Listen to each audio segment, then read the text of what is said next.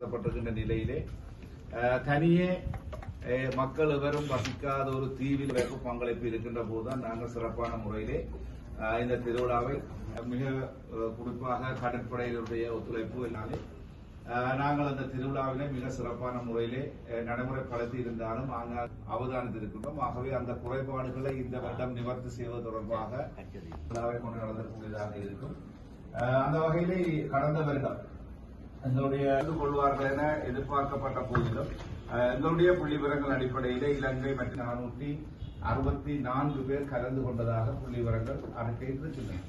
ஆகவே அங்கே இந்த திருவிழா சிறப்பாக கவனத்தில் எடுக்க வேண்டிய தேவைப்பாடு உடையவர்களாக இருக்கிறோம். இந்த கச்சதீவு பகுதிக்கு செல்ல வேண்டிய தேவைப்பாடு இருக்கின்றது. தற்போதைய சூழ்நிலையில் இந்த காலநிலை தொடர்பாகவும் பல்வேறுபட்ட கருத்துக்கள் நிலவுகின்ற காரணத்தினாலே இன்று கூட நெடுந்தீவு மற்றும் நயினாதீவுக்கான கச்சதீவுக்கு முன்னாயத்த நடவடிக்கைகளுக்காக செல்ல வேண்டிய தேவைப்பாடு இருக்கின்றது. அதே சரியான பாதை மூலம் அல்லது சரியான போக்குவரத்து வழிமுறை மூலம் அவர்களை கொண்டு செல்வது பொருட்களை கொண்டு வருவதற்குரிய அனுமதி வழங்கப்பட்டிருந்தது. ஆனாலும் நான் வசதியினங்கள் தொடர்பாக என்னுடைய கவனத்துக்கு கொண்டு வரப்பட்டிருந்தது. ஆகவே நான் நினைக்கிறேன் அனைவரும் இதனை ஒரு ஆகைப்பாடுகள் என்னென்ன பிரச்சனைகள் என்னென்ன விடயங்கள் இருக்கின்றது என்பது தொடர்பாக நாங்கள் தெளிவுபடுத்துவதன் குறுகிய கால அழைப்பிலே இன்றைய இந்த கலந்துரையாடலுக்கு வரையிருந்த உங்கள் அனைவருக்கும் என்னுடைய நன்றிகளையும் புத்தாண்டு வாழ்த்துக்களையும்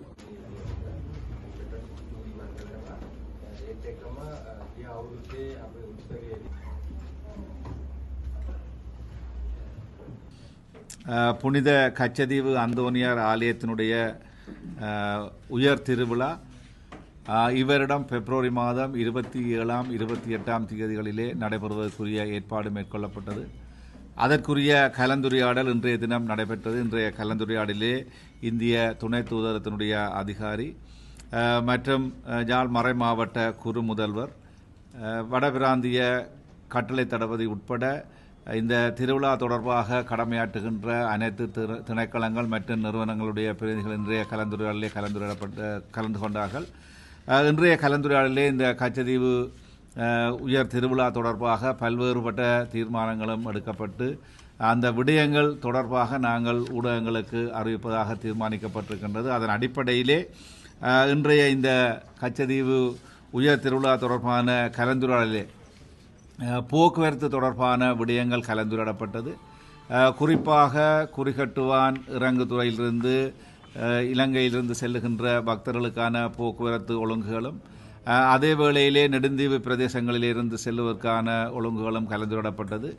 இலங்கையினுடைய எப்பாகத்திலுமிருந்து கச்சதீவு புனித அந்தோனியார் ஆலயத்தை நோக்கி செல்லுகின்ற பயணிகள் தங்களுடைய பாதுகாப்பு ஏற்பாடுகள் கருதி தங்களுக்கு அருகிலுள்ள கடற்படை முகாம்களிலே தங்களுடைய விவரங்களை பதிந்து செல்லுமாறு அறிவுறுத்தப்பட்டிருக்கின்றார்கள்.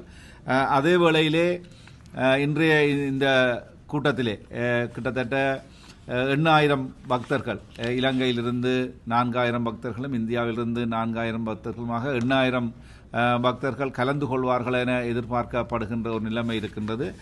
கடந்த வருடம் எங்களுடைய புள்ளிவிவரங்களின் அடிப்படையிலே 7464 பக்தர்கள் இலங்கை மற்றும் இந்தியாவிலிருந்து கலந்து கொண்டிருக்கிறதாக புள்ளி விவரங்கள் அறிக்கையிட்டிருக்கின்றன. ஆகவே இம்முறையும் கிட்டத்தட்ட 8000 பேர் அங்கே கச்சதீவிலே ஒன்று கூடுவார்கள் என்ற எதிர்பார்ப்பு இருக்கின்றது. அதற்கு தக்க வகையிலே கடற்படையினர் அதற்குரிய முன்னாயத்த நடவடிக்கைகளாக கச்சதீவு அந்த புனித அந்தோனியார் ஆலயத்தினுடைய அந்த பிரதேசத்தை சுத்தப்படுத்துகின்ற பணிகளை ஏற்கனவே ஆரம்பித்திருக்கின்றார்கள். அங்கு கூடுகின்ற பக்தர்களுக்கான அடிப்படை வசதிகளை மேற்கொள்வதற்கு அனைவரும் ஒன்றிணைந்து செயற்படுவதாக இன்றைய கூட்டத்திலே தீர்மானம் எடுக்கப்பட்டிருக்கின்றது. அந்த வகையிலே அங்கு நீர் விநியோகம் மேற்கொள்ள வேண்டிய தேவைப்பாடு, அதே வேளையிலே அங்கே வருகின்ற பக்தர்களுக்குரிய மலசல கூட வசதிகள் செய்யப்பட வேண்டிய தேவைப்பாடு இருக்கின்றது. கடந்த வருடங்களிலே ஒரு சில தீர்மானங்களை நாங்கள் எடுத்து நடைமுறைப்படுத்திய போதும் அங்கு சில பிரச்சனைகள் ஏற்பட்டதை நாங்கள் அவதானித்திருந்தோம். அதிலே எடுக்க வேண்டிய மாற்று ஏற்பாடுகள் தொடர்பாகவும் இம்முறை, அதாவது பயணிகளை கச்சதீவு திருவிழா முடிவடைந்த பின்னர் பயணிகள் மீள யாழ்ப்பாணத்திற்கு வருகின்ற போது அங்கே ஒரு நெருக்கடியான நிலைமை ஏற்பட்டிருந்தது. அதை தவிர்ப்பதற்குரிய ஏற்பாடுகளும் மேற்கொள்ளப்பட்டிருக்கின்றன. ஆகவே வருகின்ற பக்தர்கள் இந்த நிலைமைகளை அனுசரித்து அதற்கு ஏற்ற வகையிலே சரியான முறையிலே நடந்து கொள்ளுமாறு நாங்கள் கேட்டிருக்கின்றோம். அதே வேளையிலே நாங்கள் இம்முறை 27ஆம் திகதி இரவு உணவு அவர்களுக்கு கடந்த வருடம் நாங்கள் இரவு உணவை வழங்கியிருந்தோம். அங்கு வந்திருந்த பலரும் அந்த உணவுகளை உண்ணாமல் அவை வீணடிக்கப்பட்டிருந்தது நாங்கள் அறிந்திருந்தோம். அந்த வகையிலே நாங்கள் இம்முறை வருகின்ற பயணிகளுக்கு வருகின்ற பக்தர்களுக்கு 28ஆம் திகதி காலை உணவை வழங்குவதற்குரிய ஏற்பாடு மேற்கொள்ளப்பட்டிருக்கின்றது. 27ஆம் திகதி இரவு உணவு வழங்கப்படுவதற்குரிய ஏற்பாடுகள் மேற்கொள்ளப்படவில்லை. ஆகவே நாங்கள் கடற்படையுடன் தொடர்பு கொண்டு இது விடயமாக கைத்தபோது இந்தியாவிலிருந்து வருகின்ற பக்தர்கள் அங்கிருந்து தங்களுக்குரிய உணவுப் பொருட்களை எடுத்து வரக்கூடிய அனுமதியை அவர்கள் வழங்கியிருக்கின்றார்கள். ஆகவே இந்தியாவிலிருந்து வருகின்ற பக்தர்கள் தங்களுக்குரிய அந்த 27ஆம் தேதி இரவு உணவை எடுத்து வரக்கூடிய ஏற்பாடு மேற்கொள்ளப்பட்டிருக்கின்றது. அதேபோல இலங்கையினுடைய பல பாகங்களிலிருந்து வருபவர்கள் தங்களுக்கு தேவையான இரவு உணவினை 27ஆம் தேதி இரவுக்குரிய உணவினை எடுத்து வருமாறு நாங்கள் அவர்களை வினயமாக கேட்டுக்கொள்கின்றோம். அதேபோல 28ஆம் தேதிக்குரிய காலை உணவு அங்கே வழங்குவதற்குரிய ஏற்பாடு மேற்கொள்ளப்பட்டிருக்கின்றது. அங்கு தங்கி நிற்கின்ற கடமையாற்றுகின்ற ஏனைய உத்தியோகத்தர்கள் மற்றும் அலுவலர்களுக்கு 28ஆம் தேதிக்குரிய மதிய உணவையும் வழங்குவதற்குரிய ஏற்பாடு மேற்கொள்ளப்பட்டிருக்கின்றது. ஆகவே அங்கு வருகின்ற அடியவர்கள் இதனை ஒரு வழிபாட்டு தலமாக பயன்படுத்திக் கொள்ளுமாறு நாங்கள் கேட்டுக்கொள்கின்றோம். ஏனென்றால் இது ஒரு சுற்றுலா சார்ந்த செயற்பாடாகவோ அல்லது அவர்களுடைய ஒரு பொழுதுபோக்கான செயற்பாடாகவோ மேற்கொள்ள வேண்டாம் எனவும், அதே வேளையிலே அவர்கள் அடியவர்களாக பக்தர்களாக அங்கே வந்து கூடி அந்த புனித அந்தோனியாருடைய அருளாசியை பெற்றுக்கொள்ளுமாறு கேட்டுக்கொள்கின்றோம். ஆகவே இன்றைய கலந்துரையாடல் பல்வேறுபட்ட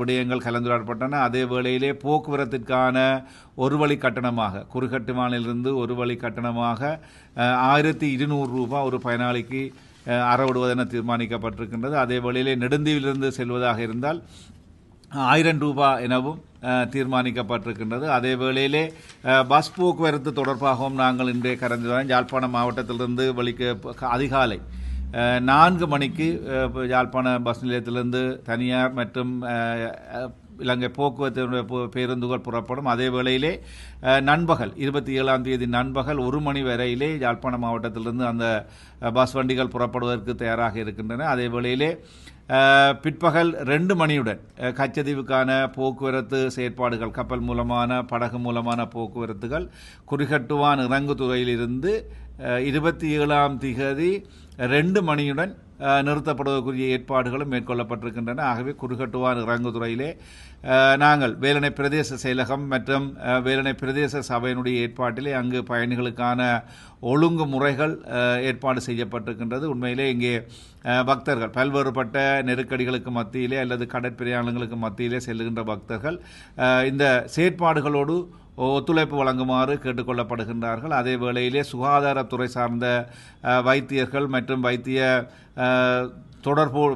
பணியோடு தொடர்பட்டவர்களையும் நாங்கள் காலையிலே 27ஆம் தேதி அதிகாலையிலே 4 மணிக்கு அவர்களை குறிகட்டுவான் இறங்குதுறையிலிருந்து அனுப்புவதற்குரிய ஏற்பாடுகள் மேற்கொள்ளப்பட்டிருக்கின்றது. அதே போல அங்கு வேண்டப்படுகின்ற ஏனைய வசதிகள் கடற்படையினர் பல்வேறுபட்ட கோரிக்கைகளை முன்வைத்திருக்கின்றார்கள். குடிநீர் தாங்கிகள் மற்றது நீர் பவுசர்கள் உட்பட பல்வேறுபட்ட தேவைப்பாடுகளை மேற்கொள்வதாக கேட்டிருக்கின்றார்கள். அதற்குரிய நடவடிக்கைகளை நாங்கள் எடுத்திருக்கின்றோம். இதேபோல சுங்கம் சார்ந்த செயற்பாடுகளை சுங்கத்திணைக்களம் மேற்கொள்வதற்குரிய அனுமதி வழங்கப்பட்டிருக்கின்றது. அதே வேளையிலே பல்வேறுபட்ட தேவைப்பாடுகளையும் பல்நோக்கூட்டுற சங்கமும் அதற்குரிய தேவைப்பாடுகளையும் வழங்குவதற்குரிய செயற்பாடுகளை முன்வந்திருக்கின்றது. ஆகவே நினைக்கின்றேன் அனைத்து ஏற்பாடுகளும் ஆரம்பிக்கப்பட்டிருக்கின்ற நிலையில் இது தொடர்பாக நாங்கள் அடுத்த ஒரு கலந்துரையாடலை மேற்கொண்டு எடுக்கப்பட்ட தீர்மானங்களை அறிவிப்போம். ஆகவே அந்த வகையிலே பொதுமக்கள் கச்சதீவு புனித அந்தோனியாருடைய அருளாசியை பெற இருக்கின்ற அடியவர்கள் எங்களுடைய இந்த பணிகளோடு ஒத்துழைத்து தங்களுடைய இந்த வழிபாட்டு செயற்பாடுகளை மேற்கொள்ளுமாறு அன்போடும் வினயத்தோடும் கேட்டுக்கொள்கின்றேன். கடந்த வருடம் நான் ஏற்கனவே குறிப்பிட்டது போல 7464 பக்தர்கள் இந்தியா மற்றும் இலங்கையிலிருந்து கூடியிருக்கின்றார்கள். இம்முறையும் கிட்டத்தட்ட 8000 பேர் வருவார்கள் என எதிர்பார்க்கப்படுகின்றது. இன்றைய தினம் நாங்கள் கடலிலே ஏற்பட்டிருக்கின்ற இந்த ஒரு அசாதாரண சூழ்நிலை காலநிலை மாற்றம் காரணமாக நாங்கள் முன்கூட்டிய பாதுகாப்பு செயற்பாடுகளுடைய தன்மைகளை கருதி இன்றைய தினம் நெடுந்தீவு மற்றும் நைனாதீவுக்கான கடற்போக்குவரத்து நிறுத்தப்பட்டிருக்கின்றது. அதனுடைய அடுத்த கட்ட நிலவரத்தினை பார்த்து நாங்கள் அதற்குரிய ஏற்பாடுகளை மேற்கொள்ள இருக்கின்றோம். அனைவருக்கும் அன்பார்ந்த வணக்கம். இந்த வருடம் கச்சதீவு புனித அந்தோனியார் திருத்தல திருநாள் வருகின்ற பிப்ரவரி 27, 28 திகதிகளில் நடைபெற இருக்கின்றபடியால் அதற்கான முன்னாயத்த கூட்டம் இன்று யாழ் செயலகத்திலே எங்களுடைய அரசாங்க அதிபர் உயர் திரு மதுலிங்கம் பிரதீபன் தலைமையிலே நடைபெற்றது. இந்த கூட்டத்திலே இந்திய துணை தூதரக அதிகாரிகள், கடற்படை அதிகாரிகள் மற்றும் அரசு சார்பற்ற அங்கத்தவர்கள் எல்லாரும் கலந்து கொண்டார்கள். இந்த வேளையிலே இந்த வருடம் நடைபெற இருக்கின்ற இந்த திருநாளுக்கு வந்து கலந்து கொண்டு அந்தோனியாருடைய ஆசிரியரையும் இறைவனுடைய ஆசிரியரையும் பெற வருமாறு உங்கள் அனைவருக்கும் யாழ் மறைமாவட்டம் சார்பாக எங்களுடைய அன்பான அழைப்புகளை நாங்கள் இந்த வேளையிலே விடுக்கின்றோம். வழமை போல இலங்கையிலிருந்தும் இந்தியாவிலிருந்தும் பக்தர்கள் ஒரு குடும்பமாக இந்த கச்சதீவு திருத்தலத்திலே ஒன்று கூடி இந்த 2 நாட்களும் இறைவனுடைய பிரசன்னத்திலே அவருடைய ஆசீர்வாதத்தை பெற இருக்கின்றோம். ஆகவே இந்த நிகழ்விலே நீங்களும் கலந்து கொண்டு இறைவனுடைய ஆசீரை பெற உங்களை அன்போடு அழைக்கின்றோம். இந்த திருநாளுக்கான சகல ஆயத்தங்களும் இப்பொழுது செய்யப்பட்டிருக்கின்றன.